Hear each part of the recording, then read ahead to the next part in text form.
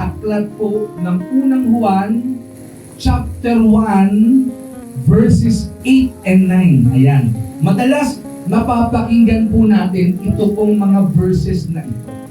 Pero gusto ko po na i-share sa inyo yung kapahayagang ipinagkaloob po ng Diyos sa akin para maintindihan po natin kung ano nga ba yung ibig sabihin ng mga salitang nakapaloob doon. Okay, ang sabi po ng Bible ay ganito. 1 John chapter 1 verses 8 hanggang 9. Kung sinasabi natin tayo'y walang kasalanan, binadaya natin ang ating mga sarili at wala sa atin ang katotohanan.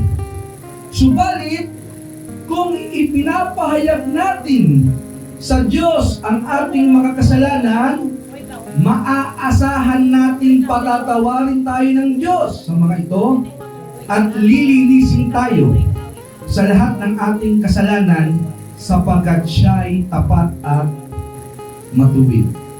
Pagpalain po ng Diyos ang pagkakabasa ng kanyang buhay at makapangyarihang mga salita. At sa oras po ito, tayo po muna po yung mananalangin.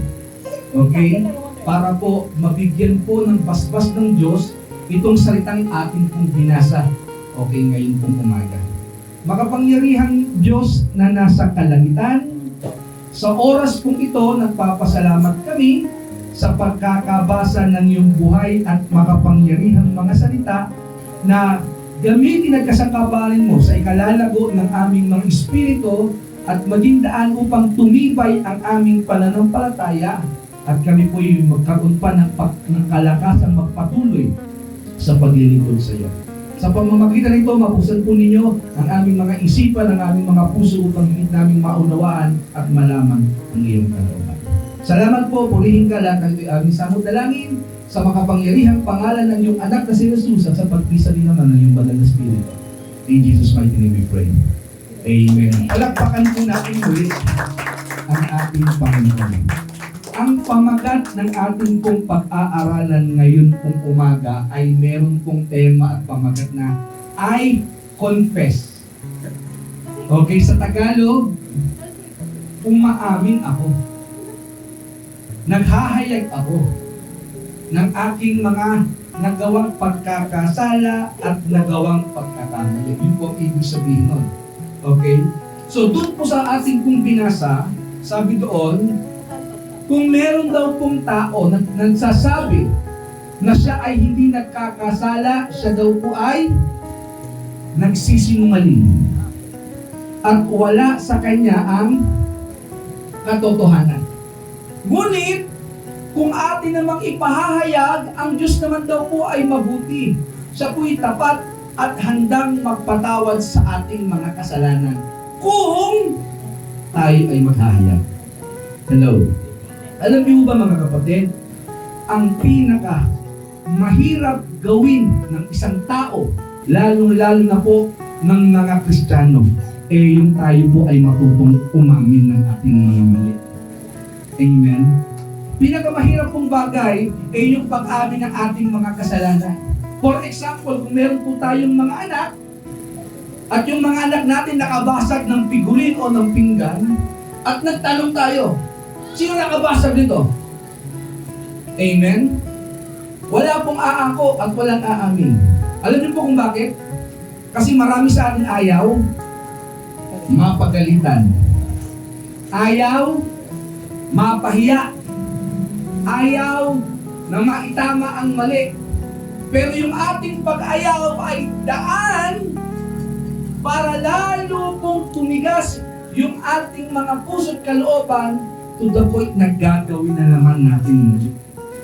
Kasi hindi po natin makita ang kahalagahan ng pagpapahayag.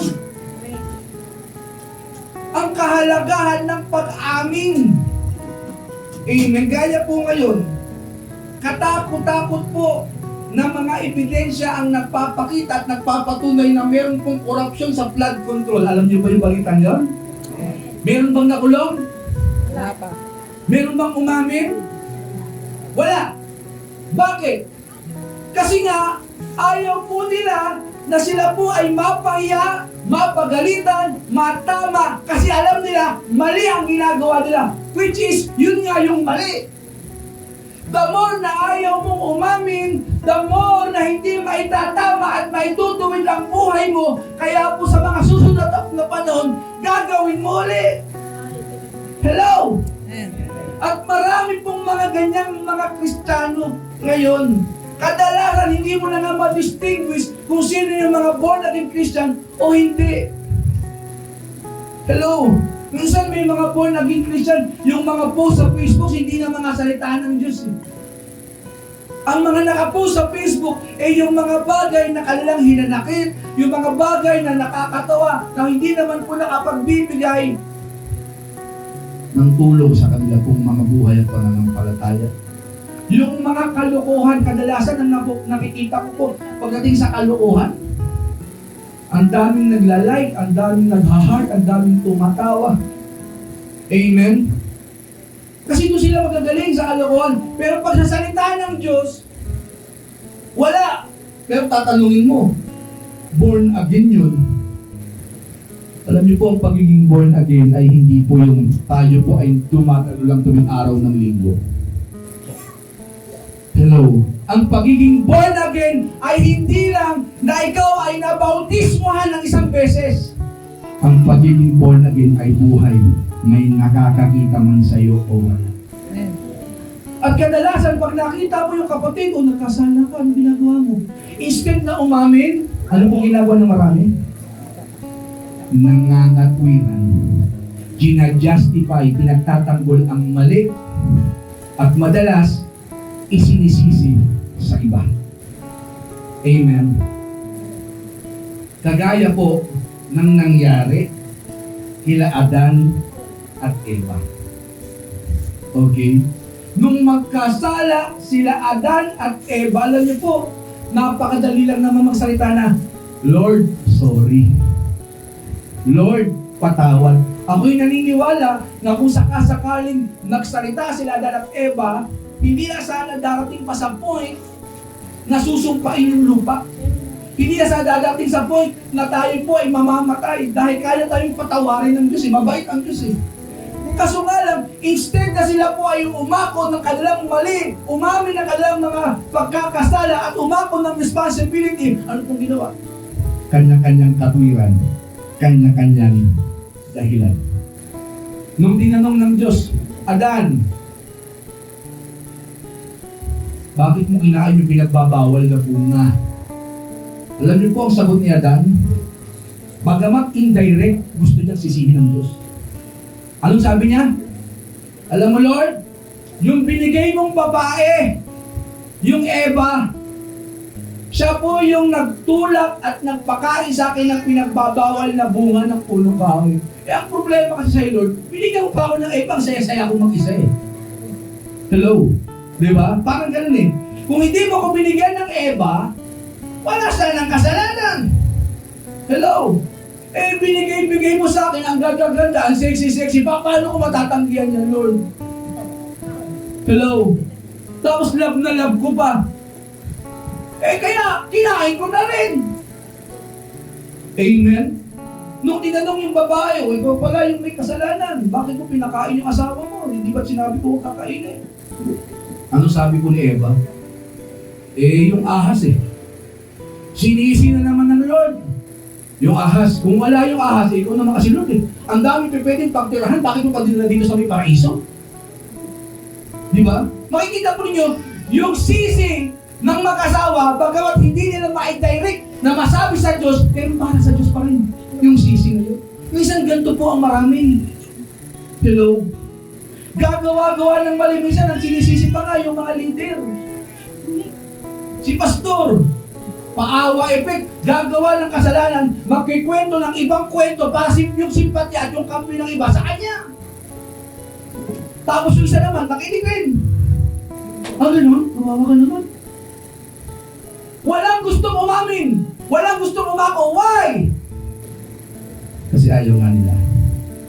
Kasi sila po ay mapagalitan, maitama. Pero hindi nila alam na may blessing sa pag-amin ng mali.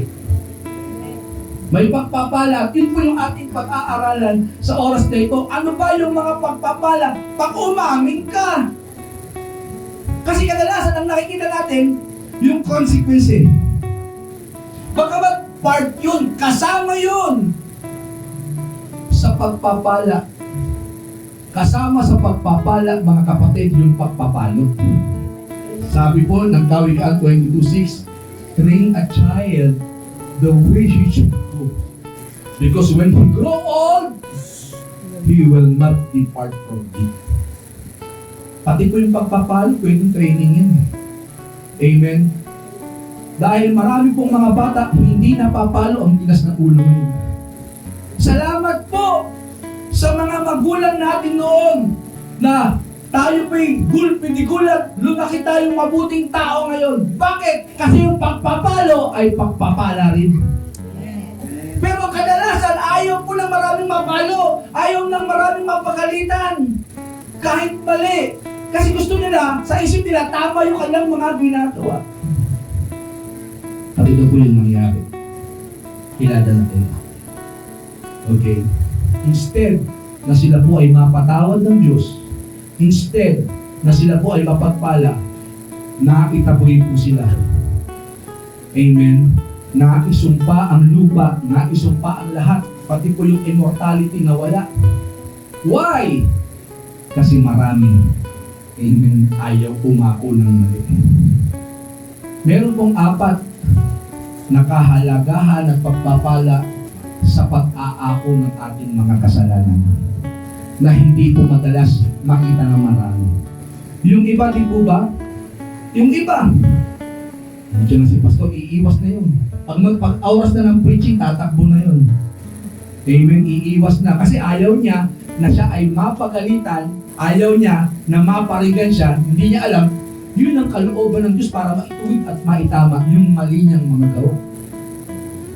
Pero since ayaw niya, iiwas siya. Pero sabi po ng Bible, wala pong makakaiwas sa judgment ng Diyos. 1 Peter chapter 4:17, judgment begins at the house of God. At sino po yung hahatulan? Yung mga taong ayaw sumunod, yung mga taong ayaw yung makinig. Hello. Ang una pong pagpapala when we confess is confession is a sign that that person is humble. It is a sign of humility. Pag ikaw pala ay marunong umamin ng pagkakamali at pagkakasala, pagpapakitang mapagpakumbaba ka. Hindi ka mayabang, hindi ka palalo, hindi ka hambog. Yun po ay pagpapakita, okay, na gusto mong isaayos yung iyong pagkakamali gaya ng nangyari kay Haring David. Amen. Sa 1 Samuel 12 hanggang 13, si Haring David nagkasala. Laban sa asawa po ni Bathsheba, yun po si Urias. Bakit? Kasi kinuha po ni David yung asawa ni Urias at yun nga po si Bathsheba. So kay Urias siya nagkasala. Nakita niya po isang gabi si Bathsheba naliligo at nung mapansin po ni David na maganda po itong Bathsheba naliligo ito, pinatawag niya, sinipingan niya, ginawa niyang kanya. Kala po niya makililihin niya sa Diyos yung kanyang maling gawa. Kaya po, pinapunta po ng Diyos si Prophet Nathan para i-rebuke si David. At ang sabi ni Prophet Nathan, alam mo, Haring David, may ganitong pangyayari sa isang bayan. May isang mayaman, ang daming mga alagang mga tupa, ang daming mga alagang hayop. Tapos may kapitbahay siya na kung saan meron pong isang alagang tupa lang. At mahal na mahal niya yun, para niyang sariling anak o ituring. Nung dumating yung kaibigan ng mayaman, imbes na kumuha ng tupa na kakatayin para i-offer doon sa kanyang kaibigan, ang ginawa niya, kinuha yung nag-iisang tupa ng kanyang kapitbahay at yun yung pinakain. Nung marinig po ni Haring David, sabi, galit na galit. Hinabak niya yung kanya pong robe. At ang sabi niya, ha, as long na ang Diyos ay buhay, dapat mamatay yung taong yan, hindi dapat mabuhay. Amen. Hindi niya nakita na siya yun eh. Kaya sabi ni Nathan, alam mo, Haring David, nakakalungkot, di mo nakita, nagulag ka ng mali mo. Ikaw yun. The moment na mapakinggan ni Haring David na siya pala yun, and he remembered his sins, wala pong ano-ano, walang abog-abog. Sabi niya, nagkasala ko laban sa Diyos. Pero nyo, sa harap yun ng marami niyang tauhan, nabalitaan yun ng buong kaharian, pero walang pakialam si David kahit mawala yung kanyang kaharian, mawala yung kanyang ari-arian, mawala yung kanyang reputasyon, wag lang mawala ang reputasyon at yung kanyang relasyon sa Diyos. Ngayon po rin po, Panginoon nahihiya sa kanyang maling ginawa, nahihiya na i-expose siya. Amen? Baka wala daw pumansin sa kanya, wala na raw siyang kaibigan, itrato na raw siya na kung ano, nahihiya siya. Pero hindi siya nahihiya sa kanyang maling ginawa laban sa Diyos. Si Haring David, wala siyang pakialam kahit mawala ang kanyang kaharian. Kahit walang sumama sa kanya, kahit bumalik siya sa dati niyang katauhan na magiging pastol na tupa. It doesn't matter at all to him. Gusto niya lang maiayos yung relationship niya sa Diyos. Yun po ang maganda. Pag marunong kang mag-confess ng iyong pagkakasala, amen, anumang sigalot, anumang gusot, anuman po yung mga nagawa mong mali, purihin ng Diyos, isasaayos siya ng Panginoon sapagat ang Diyos, sabi po ng aklat ng 1 Peter chapter 5 verse 5, God give grace to the humble, but He opposes the proud. Yung mga mapagpakumbaba, binibiyayaan ng Lord yun. Yung kanya pong pagsama parating nasa mapagpakumbaba. Wala kayong mababasa sa Biblia na sinamahan ng Diyos taong arugante. Wala kayong mababasa sa Biblia na sinamahan ng Diyos sa taong mayabang. Wala. Every time, ang sinasamahan ng Diyos yung mga taong mapagpakumbaba at yung mga taong may broken straight out heart. Yung pag nakita niya yung kanyang mali, hindi na mga ngatwira, hindi na magdadahilan. Ngayon, purihin po ang Panginoon Bakit parang marumi ang church? Kasi, Pastor, ganito. Ang dami pong katwiran ng marami. Hello, ba't di ka na umatin? Kasi, Pastor, pagod ako. Ang dami pong katwiran. Hello, ako sa totoo lang, gusto namin umatin. Pangatlong attempt na namin ito pong pangatlo, medyo nagsaksi kanina po, yung papunta kami rito, tumutunog na siya. Hindi ko alam kung ano pong nangyari doon. Tumutunog na po yung sasakyan kanina. Nung nakalipas, yung clutch nasira. Amen? Pero bago yun, prior to doon, yung cambio, naalala niyo, papunta rin kami dito. Pero yung tatlong attempt, gusto po talaga ng Diablo, hindi kami makadali. Hello? Bago po ako pumunta rito, nasemplang po kami ng Papa noong Friday. Humampas po, ito may sugat ako rito, humampas yung aking mukha, humampas yung aking balikat, nadulas po kami sa motor. Amen? Si Papa Lo, tumilapon doon sa may lupa, ako po sa simento po ako. Tumama. Meron pa akong frozen shoulder. Pero alam niyo po, God is good. Alam niyo kung bakit? Kasi hindi ko ito mataas. Hindi ko talaga ito mataas. Pero nung ako po sumemplang, purihin po ang Panginoon, itaas ko, naipuhat pa naman yung motor. Kaya sabi ko, Lord, salamat na semplang ako. Minsan yung pag-semplang, pagpapala rin pala. No? Di ba? Minsan kasi akala natin, nasemplang ka, parang asar ka. Pero hindi natin alam na yung pag-semplang na yun, paraan ng Diyos para gumaling yung aking frozen shoulder. Kasi po, may nagsasabi nga, kagaya po ni Sister Linya, kambilang ko, yung chiropractic. Chiropati. Oo. Mahal pala yun. Nasa 10,000 yung isang session. Amen. Tapos wala pa kasigurado. Kasi meron pong ganung balita na matay, di ba? Yung balak naman, di ba? Ang namatay sa pagkakairo. Amen. Sabi ko, baka mamaya ito, pagkakairo ito, dahil ako sa araw. Wala, sabi ko. Amen. Diretso karo, yung kairo, diretso karo. Ibig sabihin, patay tayo na. Pinagdag pa, wala naman tayong ganun kalaking pera. Pero may isang session, 10,000. Amen. Kaya sabi ko, magkayo na lang di kaya ako kasi magpastor. Di ba? Isang session lang. Alam mo, si Sister Jane, papraktisan ko. Ang ibig sabihin siya yung libreng unang gagabutin. Di ba?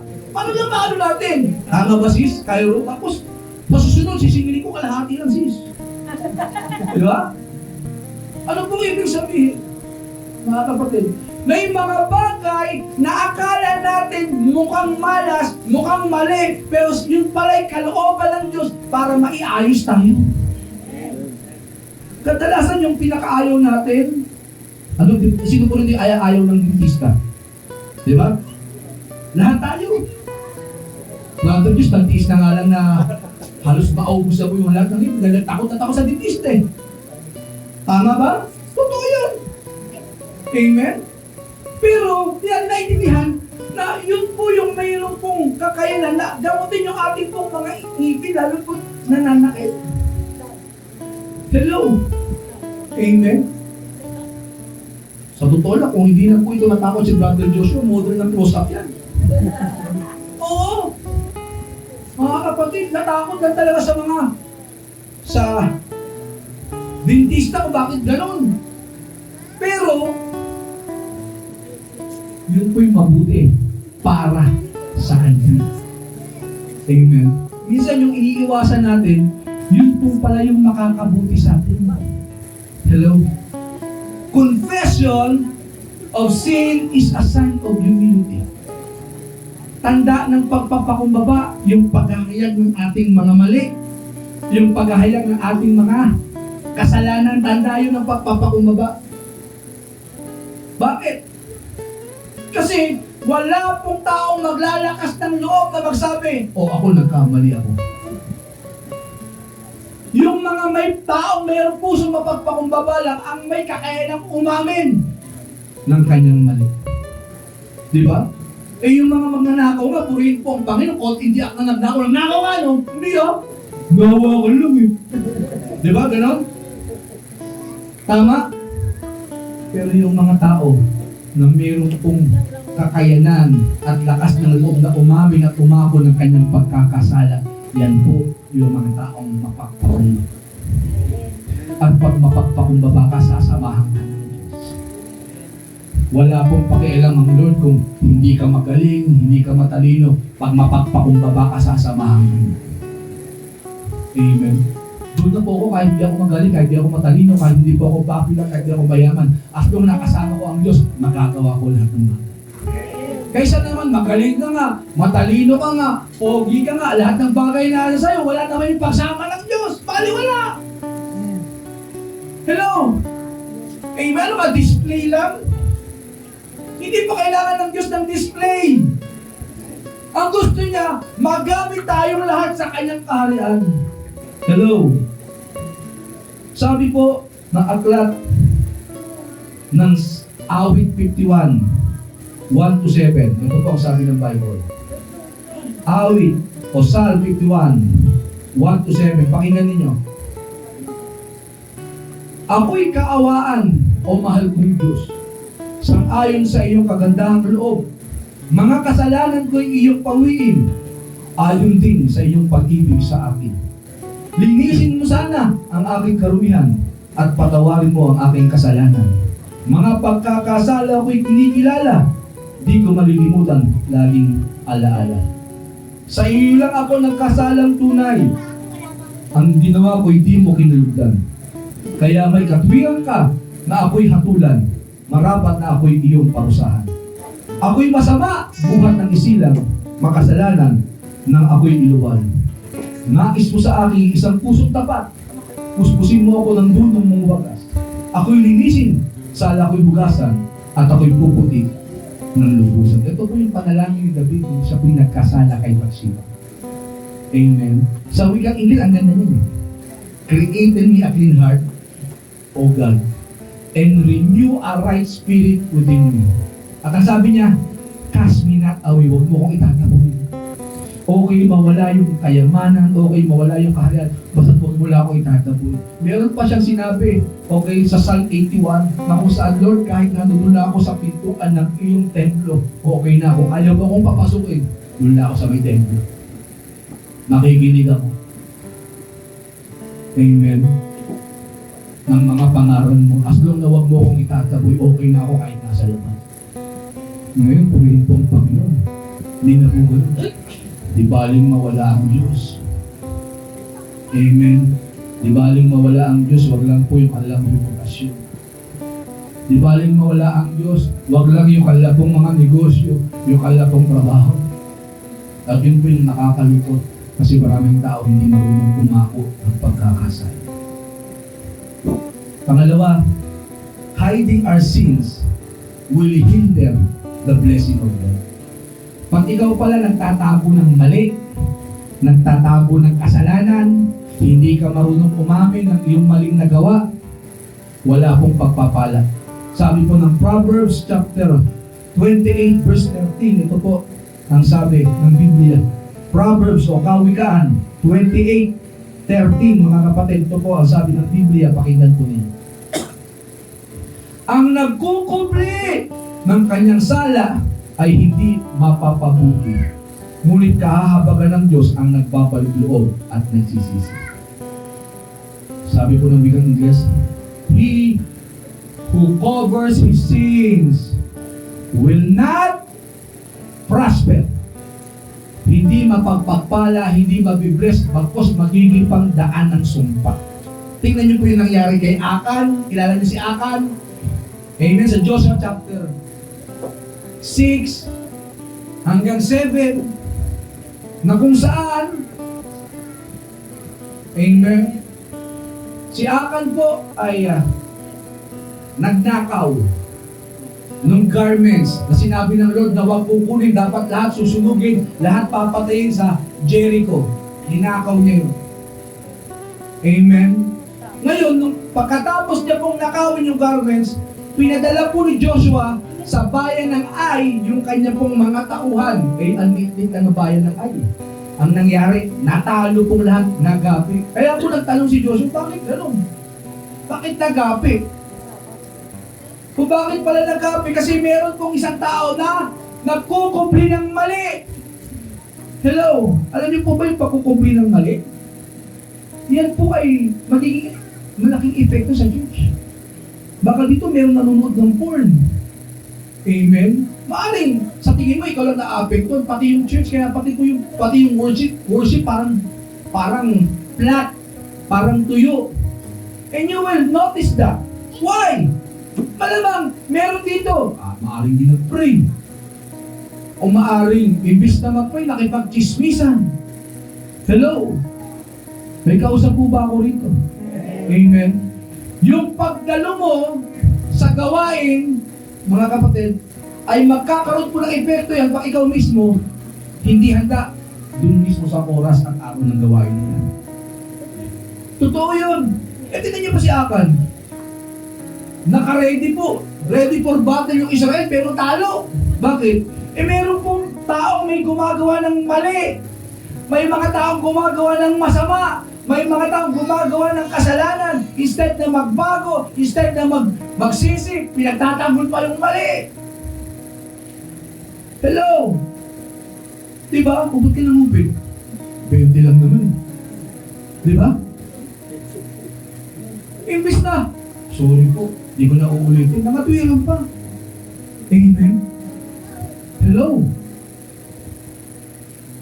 Sabi ng Bible, ang mga nagkukubi, yung mga nagtatago ng kasalanan, yung mga nagtatago ng mali, yung mga nagtatago ng mga bagay na akala nila hindi alam ng Diyos, magiging daan yan para mahadlangan ng pagpapala. Kaya magkataka ka, trabaho ka ng trabaho, parang hindi ka umaangat sa buhay. Baon ka palagi sa utang. Why? Malamang may mali.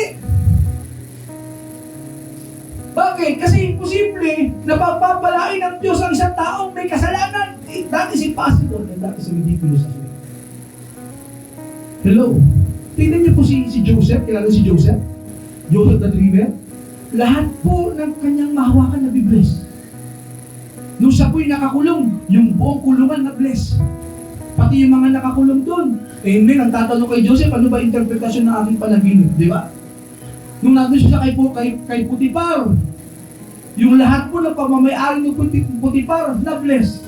Saan man pumunta si Joseph, may blessing. Bakit? Sinasamahan ng Diyos. Meron siyang mali sa puso. Amen. Hindi ka ba nagtataka saan ka pumunta, may disgrasya? Hindi ba tayo nagtataka nun? Amen. Na, umating ka ng, pumunta ka sa isang bahay, amen, bigla na lang meron kong nangisay. Ano kaya? Amen. Pagsakay mo ng jeep, purihin po ang Panginoon, bigla na ba pong naputulan ng preno yung jeep? So, ibig sabihin may problema, hindi ka nagiging pagpapala sa iba. Why? Meron kang tinatagong mali. Meron kang tinatagong kasalanan. Buti ba nga po yung mga kapatid natin Katoliko, pupunta po sa isang sulok, di ba, magko-confess, ang tawag doon? Kumpisal. Di ba? Father, masala ako. Okay pa itong mga to. Amen. Ngayon ba, meron po bang ganyan? Pastor, magkasala ako. Amen. Nanloko ko ng tao, nang-scam ako. Wala pong ganun. Bakit nga? Kasi lahat po tayo, tingin natin sa sarili natin tama. Sabi po ng Proverbs 16:25, may daan na mukhang tama. May daan na mukhang matuwid, pero ang dulo, kapahamakan. Hello. Amen. Hiding our sins will hinder the blessings of God. Yung ibibigay na sana yung pagpapala sa iyo, nung malaman na meron kang pagkakamali. Kilala niyo po ba si Mordecai? Sa Esther? Sa aklat ng Esther, meron pong pangalang Mordecai. Yun po yung uncle ni Esther. Siya yung nag-alaga kay Esther. Meron po siyang ginawang maganda. Kasi meron po palang gustong pumatay sa hari. Meron po gustong mag-assassinate. Siya po yung nakaalam at siya po yung nakapag-expose ng kabulastugan ng gusto mag-assassinate sa hari. Hindi alam ng hari yun. Ang tagal ng panahon na hindi niya alam. Isang araw, kasi hindi papayag ang Diyos na hindi papapalain yung mga taong matuwid, hindi makatulog si Artaxerxes. Hindi siya makatulog. Amen? Kaya ang ginawa niya, nagbasa-basa siya ng aklat at nabasa niya yung pangyayari na siya pala iniligtas ni Mordecai doon sa aklat ng kasaysayan. Kaya sabi niya, sino Mordecai ito? Nabigyan na ba ito ng parangal? Hindi po eh. Yung Haman, yung nabigyan. Ay, yung Haman. Baliktad, yung ang nangyari, yung nagkasala, gusto pumatay sa Israel, siya pa yung naparangalan. Minsan gano'n kasi. Alam niyo kung bakit? Si Mordecai na natiling tahimik. Hindi niya ikinahito yung kanyang mabuting ginagawa. Hello? Si Haman, siniraan niya si Mordecai. Hello? Minsan may mga tao, bakit po parang pinaniniwalaan ng marami? Kasi hindi niya pa napapakinggan yung side ng iba. Amen. Tinabi ako, gabi ginawa sa akin. Hello? Ganun po yung ginawa ni Satan eh. Kung bakit siya nakaipon ng 1/3 ng mga anghel. Amen. Yung Diyos, pinagmukha pang masama ang Diyos eh. Nabasa niyo sa Bible? Pinagmukhang masama ni Satan ang Diyos. Sino po nakabasa nun? Sino nakabasa sa Bible na pinagmukhang masama ni Satan si Jesus? Si Lord? Wala. Anong sabi niya? Nung sinabi ni Eva, sabi ng Lord, huwag daw namin ahawakan, huwag namin kakainin. Anong sabi niya? Hindi totoo yun. Magsisinungaling ng Diyos. Duliin mo, nakakatawa. Siya yung sinungaling, pero pinagbintangan niya yung nagsasabi ng totoo. Ganito ngayon. Kung sino pa yung nagsasabi ng totoo, sila pa kayo yung pinaparatangang mali at sinungaling. Hindi mo si Satan ha, hindi totoo yun. Maniwala ka sa Diyos. Bluff lang niya lon. Alam niyo kung bakit ayaw ka pakainin yan, Eva, Adan? Kasi magkakaroon ka ng knowledge eh. Amen? At magiging kang parang Diyos. Yun ang ayaw niya. Kaya ang tanong, totoo ba yun? Totoo? Hindi totoo. Kasi nung kinain nila, hindi siya naging Diyos eh. Naging demonyo nga eh. Hello? Yung karakter po ng demonyo at yung kasalanan ng demonyo na ipasa kila Adan ng Eva. Hindi siya naging Diyos eh. Ibig sabihin, si Satan yung sinungaling. And yet, napakarami pong mga tao, imbes na panigan ng katotohanan, nakakampi sa sinungaling. Hindi ba may kasabihan? Ano sabi ni Pico Soto? Asawa ng sinungaling ang magnanakaw. Bakit? Pareho yung magnanakaw yung mag-asawa. Di ba? Pero katotohanan, kapatid ng magnanakaw ay sinungaling. Vice versa. Kapatid ng sinungaling, magnanakaw. Amen? Eh siyempre, sino ba namang hindi maniniwala? Di ba? Kundi sila lang. Sabi nga ng kasabihan, birds with the same feather flock together. Amen? Pero imbis na paniwalaan ni Adan at Eva yung Diyos, si Satan pa yung pinaniwalaan. Sinabi niya, no, binubola ka lang yung sinungaling yung Diyos na yan. Hindi yan totoo. Ang reason ba't ayaw kanyang pakainin kasi magiging kang Diyos at malalaman mo yung tama at saka yung mali. Hello? Ang tanong, naging Diyos ba sila? Hindi. Ito po ang problema ng marami. Okay? Kaya pag tayo po ay nagkasala at nagkamali, huwag natin itago. Kaya nga sabi po ng aklat, di ba? Ano po sabi po ng Bible? James 5:16, confess your sins to one another. Mamaya, babalik tayo. Number 3, forgiveness is given when a person confess. Yung pagpapatawad, igagawad sa iyo pag marunong kang umamin ng mali. Paano ka naman gagawaran ng pagpapatawad eh hindi ka naman umaamin? Hello?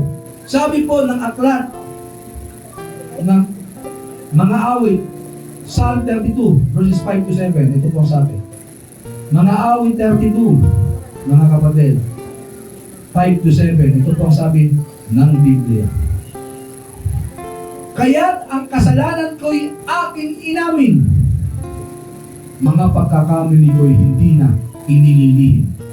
Ako'y nagpasyang sa iyo ipagtapat at ang mga sala ko'y binatawad mong lahat. Kaya ang tapat sa iyo ay dapat manalangin sa oras ng kagipitan. Ikaw ang tawagin at sa bukso ng bahay di sila aabutin. Ikaw ang aking lugar na kublihan. Inililigtas mo ako sa kapahamakan. Aawitan ko ng malakas. Pag-iingat mo't pagliligtas. Amen. Napakaganda ng sinabi ko ng Lord. Amen. Pag ikaw pala ay nagtapat, ang sala daw ay patatawarin. Hindi ka na patatawarin, ililigtas ka. Sa lahat po ng sakuna, sa lahat po ng kapanganiban, sa lahat po ng dilubyo, sa lahat po ng disgrasya, ililigtas ka ng Diyos. Bakit? Natuto kang umamin eh. Amen? Yun lang naman eh. Yung magic word minsan, madalas ang hirap-hirap banggitin ng magic word na sorry. Sa mag-asawa. Di ba? Sa mag-asawa, purihin po ang Panginoon, pataasan ng pride yan. Walang kibuan yan. Hello? Di ba lalo pag may yung mag-asawa, may anak, kala mo long distance yung relationship na, sabihin mo sa tatay mo kumain. Ha? Tama? Sabi naman ng tatay, sabi mo sa nanay mo, nakakakain, usok pa ako. Samantalang magkatapat kayong dalawa. Ayaw pag sabihin, hindi ako kakain. Masaya ka na. Di ba ganun dalawa? Bakit? Eh kasi nga mapapride. Amen? At marami pong nawawasak na mag-asawa at pamilya kasi nga sa pride. Amen. At yung pride ngayon ang naging dahilan bakit nawasak ang sambahayan. Amen. Pero kung meron pong marunong magpakumbaba, amen, it doesn't matter kung sino ang nagkasala, ikaw o siya. Pero kung meron pong marunong magpakumbaba, hello, kung sakasakaling sila laki, wala tayong pakialam kung ano sabihin ng ibang tao na under tayo. Basta maganda, masaya yung ating pamilya. Amen. Nagkakaisa kayo mag-asawa. O din, ako na. Sorry. Kahit wala akong nagawang mali. Sorry. Diba? O kung di man si babae. O honey, patawarin mo ko kung ano man yung ipinailit ko ng ulo. Pasensya na. Kung imbis na asukal asin ang nailagay ko sa kape. Diba? Simple. At pag mas napakinggan natin yung magic word, huwag na tayo mag-inante kasi may mga tao kasi Nag-sorry na nga, ang arte-arte pa. Sorry na. Hindi na. Huwag na, okay na ako. Isa sa patukan. Nagsusorry na nga yung isa, dami pang kaartihan dyan. Kung tadyakan kaya ikaw ng Panginoon. Diba? Ang Lord, hindi nga sabi ng Lord, if we confess our sins, He is faithful and just. Pag nag-confess ka ngayon, mismo patatawarin ka ng Diyos. Hindi siya yung may arte na, hindi na, sa maloob ko. Hello, tatakbo ko, dadamdam ako. Eh, hindi. Pag nag-confess ka sa Diyos, ora mismo patatawarin ka naman. Ang problema, yung iba, marunong naman mag-confess, pero may mga taong ayaw naman tumanggap ng confession na yun.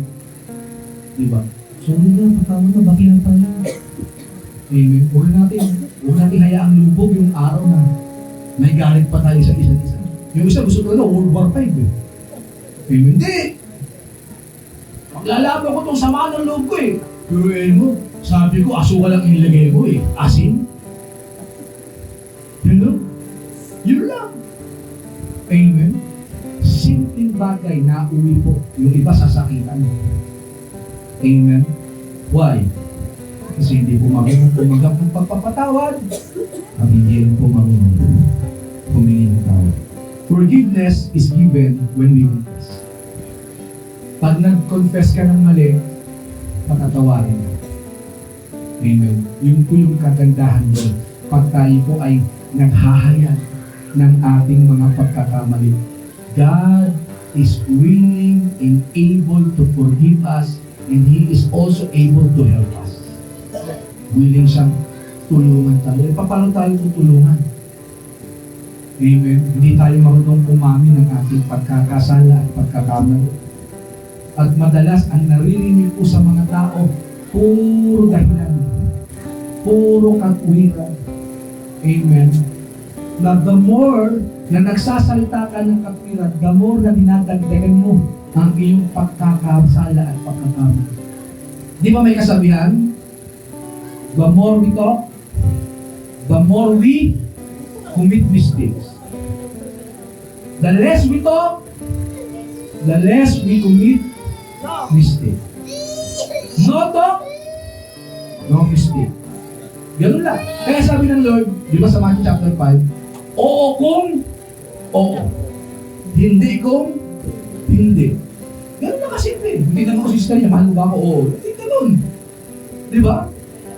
Huwag na yung, hindi kasi maraming, mahal mo ba ako o hindi? Ano ba, may technique ka na? Alam mo ni Brother Joseph, pag mga ganyan, binibigla yan eh. Hindi na, wala na yung, ano tawag doon, yung pasubali, mga pasakay niya. Diretsa na yan. Amen, mahal mo ba ako o hindi? Kasi nasabi na Bible eh. Oo kung oo, hindi kung hindi. Swerte mo pag oo. O pag hindi, o sa iba naman. Ganun lang kabilis, di ba Brad? Yan naman, hindi niya si Brother Diyos. Wala na pong kaabog-abog. Kung ayaw mo sa akin, ito naman. O ikaw. Amen. Now, number 4. There is a blessing in confessing. Santiago, chapter 5, verse 16. James 5:16. Ayan. Ito po, ang sabi ng Biblia. Makinig po kayo, mga kapatid.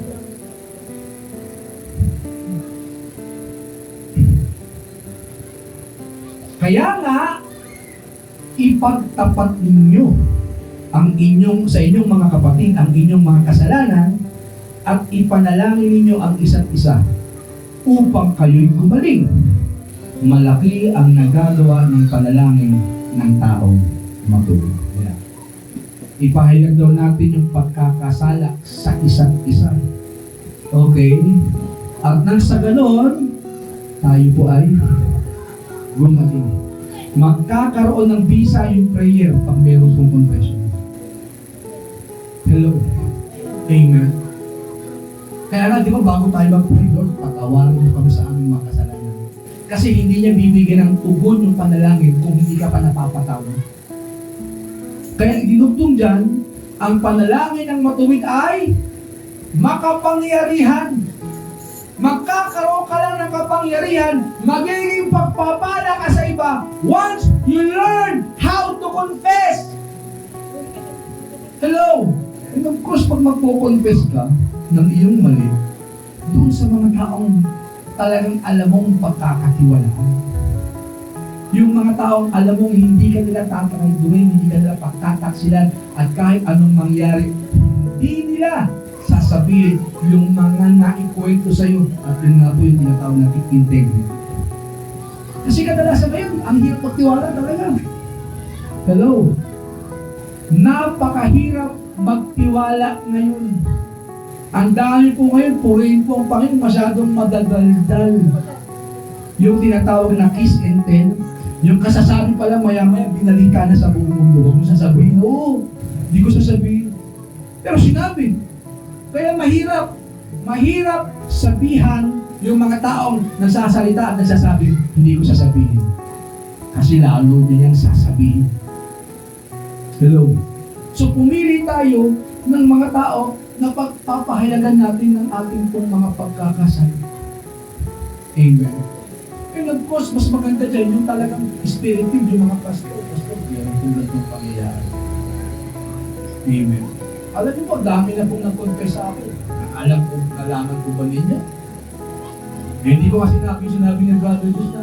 Hindi, totoo po. Marami pong mga nagsabi sa akin. Ako ba ay nagsalita? Ikinalat ko ba? Marami pong gumawa ng kasalanan kay pastor. Marami pong naninira kay pastor. Yung mga dati nating kasamahan na pinagmumukhang mabuti yung kanilang mga sarili at ako'y pinagmumukhang masama. Nagsalita ba ako? Hello? Marami pong mga ginawang pagbibintang yung Diablo. Dami pong mga ginawa pong mga haka-haka. Kung ano-ano po, yung mga sumagi po sa isipan ng Diablo. Nagsalita ba ako? Why? Kasi wala pong makakabuti doon. Anyway, ang Diyos ang nakakaalam ng lahat. Magsalita ka man o hindi, alam ng Diyos yan. Hebrew chapter 4 verse 13 sabi doon, nothing is hidden from God's side. Everything is laid bare. Lahat po ng bagay lantad sa paningin ng Diyos. Psalm 139, ano sabi doon? Magtago man ako sa kalangitan, anong ka? Magtago man ako sa impyerno, andun ka. Sabihin ko man sa pinakamadilim na kadiliman, tabunan mo ko. Yung dilim sa iyong paningin ay liwanag pa rin. Ganun ang Diyos. Hindi tayo makakapagtago. Instead na magtago, mag-humble daw na lang tayo. Patawarin mo ako ng gawa ko ito. Bigyan mo ako ng kakayanan na huwag ko nang gawin ulit. Hello? Yun ang dapat gawin ulit. Alam niyo po, may mga pagkakataon si sister niya nako-confess ako. Ako mahal, hindi mo itong pangyayari. Amen. Sinasabi ko, tulungan mo nga ako, ipagpapalungan mo.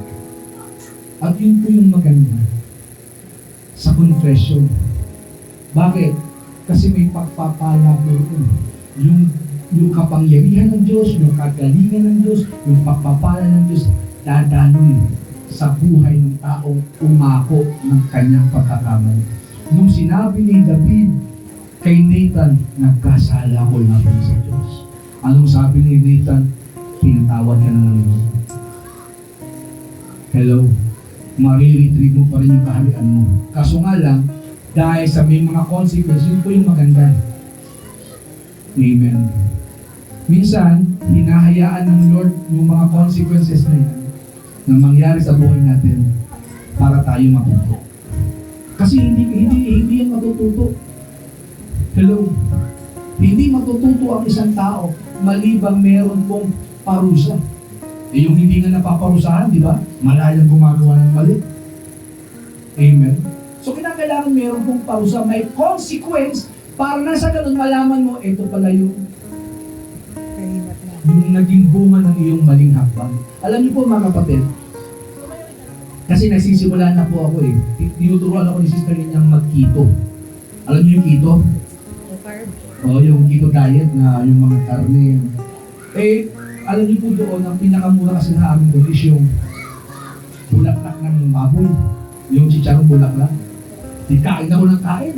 Kasi Yun lang yung mura eh, yun yung bigay sa ito eh. Ito po naging consequence. Grabe, na-arthritis po ako kinagabihan. 2 gabi ako hindi nakatulog. Amen? Ay sabi nito, ikaw naman kasi sabi siya, dahan-dahanan. Ano sabi? Alam niyo po, ang palagi ang ini-offer ni Satan parating masarap. Never siya nag-offer ng mapait. Tignan niyo yung offer niya kay Kristo sa Matthew chapter 4. Kung ikaw ang anak ng Diyos, gawin mong tinapay ang patong ito. Hindi niya sinabing gawin mo yung lason. Hindi niya sinabing gawin mo yung suka, toyo, mantika. Eh, anong gagawin ni Kristo doon? Basta, bahala ka na dyan. Hello? Amen? Parating maganda. Gusto mo ng panibagong experience, talon ka. Uutusan ng Diyos Ama yung mga anghel para pitpitin ang iyong paa at hindi ka masugatan. Amen? Kung gusto mo na makita at maging iyo yung mga nakikita mo, kaharian na yan, bibigyan sa iyo lahat yan. Sa isa lang dahilan. Sa isang bagay, sumamba ka. Amen. Tingnan po ninyo, lahat ng ini-offer ni Satan kay Jesus, wala pong pangit. Puro magaganda. Pero may consequences. Hello? Meron po yung balik. Tingnan niyo po yung mga fallen angel na nag-asawa ng mga tao. Hindi na po nakabalik sa langit. Yun yung consequence. Pero tayong mga tao, mapalad tayo. Kasi yung consequence po natin, yung pagpalong ginagawa ng Diyos, sabi niya sa Hebrew chapter 12, Amen, verse 4, basahin po natin. Hebrew chapter 12, verse 4, pababa. Ito po. Ang sabi po ng Bible.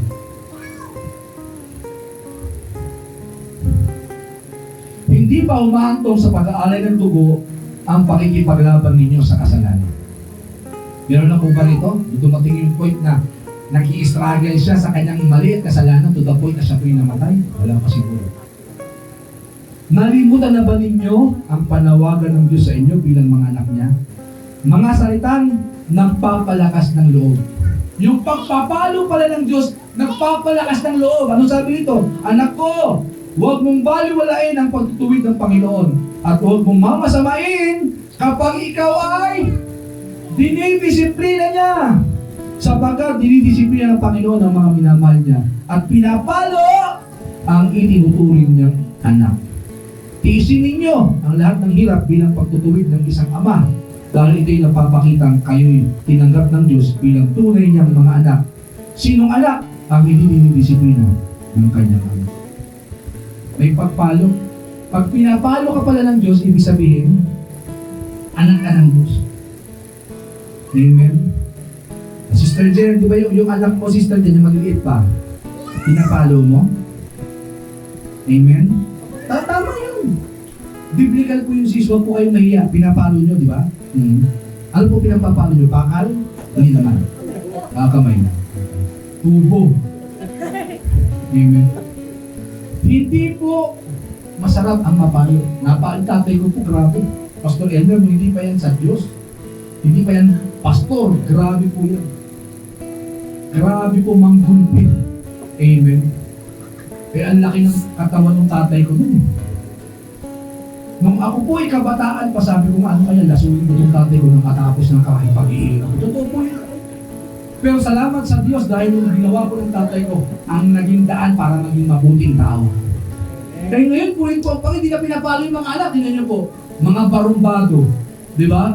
Yung mga pinopost nga sa mga Facebook, puro mga bagay na alang kabuluhan. Bakit? Hindi po napalo, hindi ka bulatan. Bulatain mo yan. Pupus-pus ka ba? I love you man, hindi ka mautusan.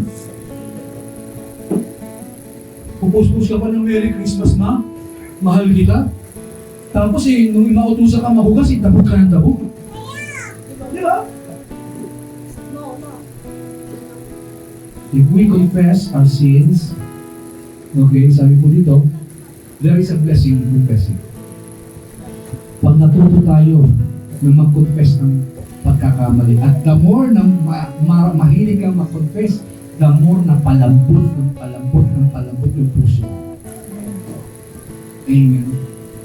Yung karne, pag ito po inilagay mo ng matagal na panahon sa pagpapakulo, amen, ayaw man niya, lalabot at lalabot.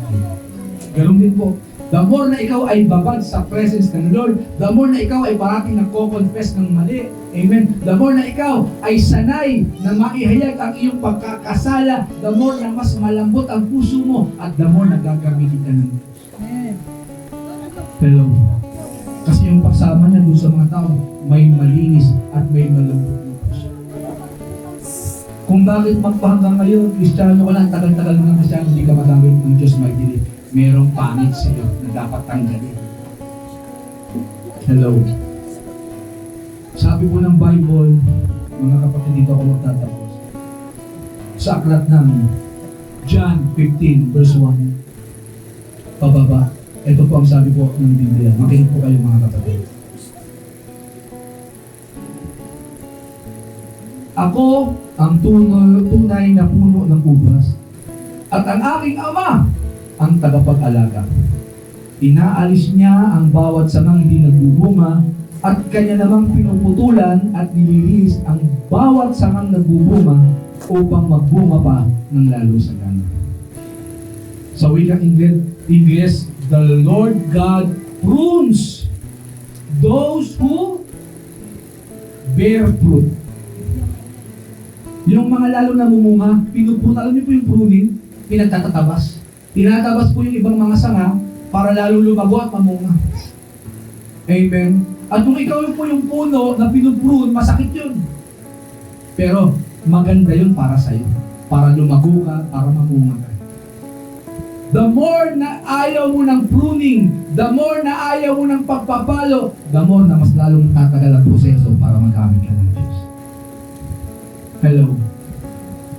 The more na ayaw mo ng operasyon sa puso, the more na tatagal ang proseso para ikaw po ay magamit ng Lord at bumalik.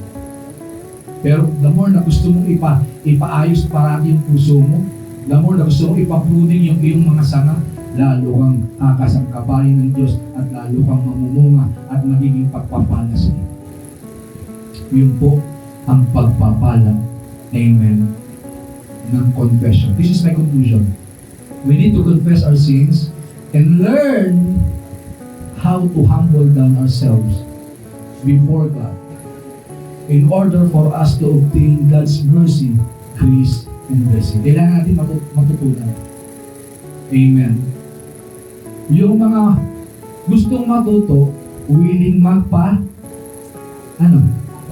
magpaturo, di ba?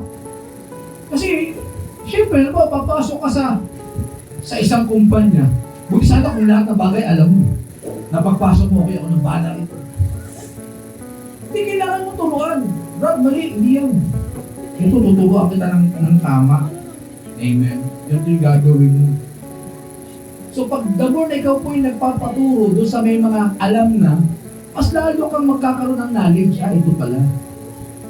Sooner or later, hindi lang knowledge ang maa-acquire mo, maa-adapt mo, magkakaroon ka na kayo ng sariling technique. Di ba, mapapadali na ito pala yung paraan para mas mapadali. Okay, bakit? Kasi natuto kang makinig. Ito ang problema ng marami. Maraming ayaw makinig. Yung iba sa inyo baka tulog na. Hello? May nakikinig pa po ba? Amen? Yun yung maganda. Amen? Nakikinig at sumusunod. At kung gusto po natin na tayo po ay mag-bless ng Lord, kailangan po natin ngayon pa lang i-confess na natin sa Diyos yung lahat ng ating mga naging pagkakasala at pagkakamali, hayag man o lihim, maliit man o malaki, sinasadya man natin o hindi. Kasi kung hindi, yan po yung magiging daan at hanggang para ang bawat isa na hindi makasama sa rapture. Hello? Hindi tayo pwedeng isama sa rapture ng Lord pag meron tayong unconfessed at mga hidden sins. Okay, ulitin ko, hindi ka mararapture unless mawala yung unconfessed at hidden sins na nasa puso at puso. Ngayon pa lang, tayo po ay matutong pumako ng ating mga. Tayo po yung magsipayin na.